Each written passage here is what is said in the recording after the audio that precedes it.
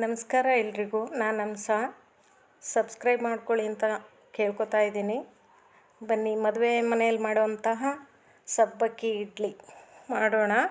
1 cup ಸಬ್ಬಕ್ಕಿ, ಇದಕ್ಕೆ ನೀರು ಹಾಕ್ಕೊಂಡು ಚೆನ್ನಾಗಿ ತೊಳ್ಕೊಳ್ಳೋಣ.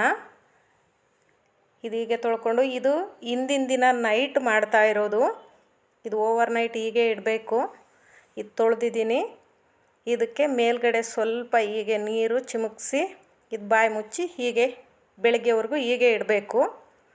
ಇದು ನೋಡಿ, ಇಡ್ಲಿ ರವೆ ವಿಜಯ ಬ್ರ್ಯಾಂಡ್, ಅದೇ ಮೆಜರ್ಮೆಂಟಲ್ಲಿ ಅದೇ ಕಪ್ಪಲ್ಲಿ 1 ಕಪ್ ರವೆ, ಇಡ್ಲಿ ರವೆ. ಇದನ್ನು ಇವಾಗ ಸಪ್ರೇಟ್ ಒಂದು ಪಾತ್ರೆಗೆ ಹಾಕ್ಕೊಂಡು ಇದನ್ನು ಚೆನ್ನಾಗಿ ತೊಳಿಬೇಕು.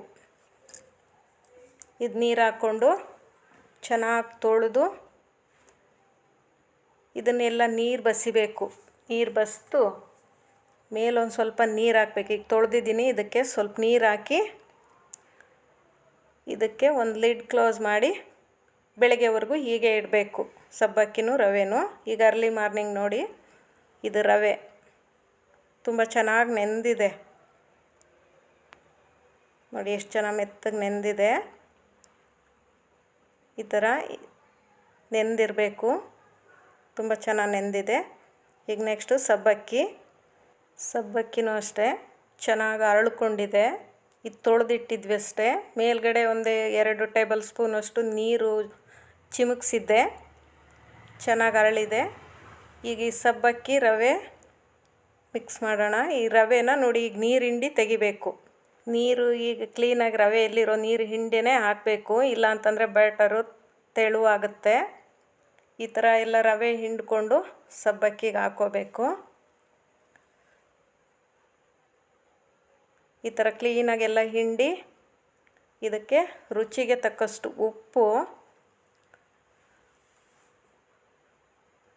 ಹಾಕ್ಬಿಟ್ಟು ಇದಕ್ಕೆ ಸಬ್ಬಕ್ಕಿ ರವೆ ತೊಗೊಂಡಿದ್ವಲ್ಲ ಅದೇ ಕಪ್ಪಲ್ಲಿ 1 ಕಪ್ಪು ಮೊಸರು.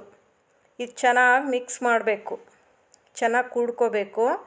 ಹಾಗೆ ಚೆನ್ನಾಗಿ ಮಿಕ್ಸ್ ಮಾಡಬೇಕು.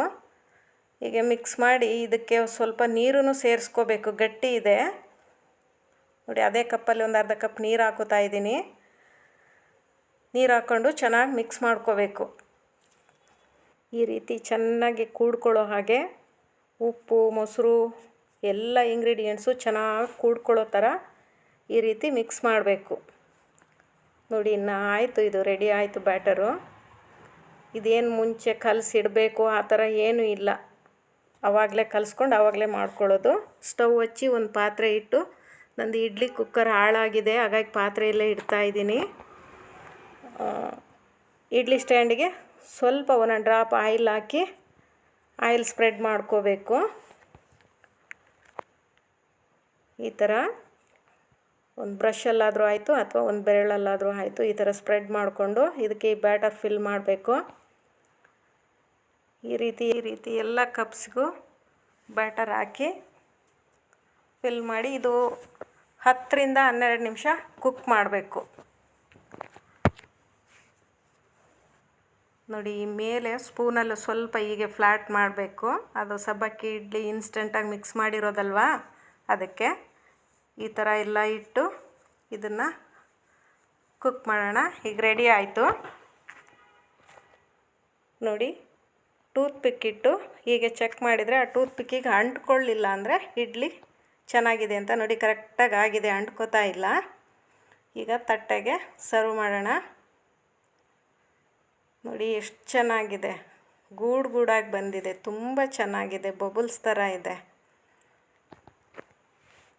ನೋಡೋಕ್ಕೇ ತುಂಬ ಚೆನ್ನಾಗಿದೆ, ಅಷ್ಟು ಚೆನ್ನಾಗಿದೆ. ಒಮ್ಮೆ ಟ್ರೈ ಮಾಡಿ, ತುಂಬ ಚೆನ್ನಾಗಿರುತ್ತೆ.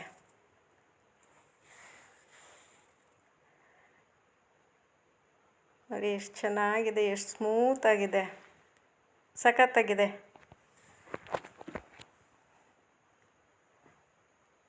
Thank you for watching my channel.